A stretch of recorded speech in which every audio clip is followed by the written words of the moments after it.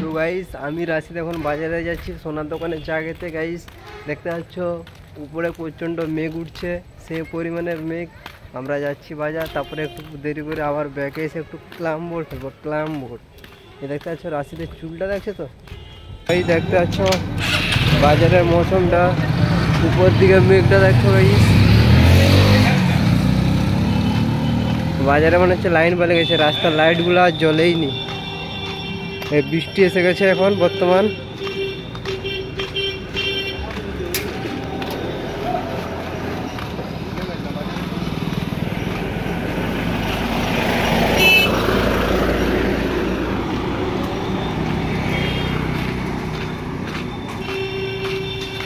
তো গাইস বৃষ্টি পড়তেছে।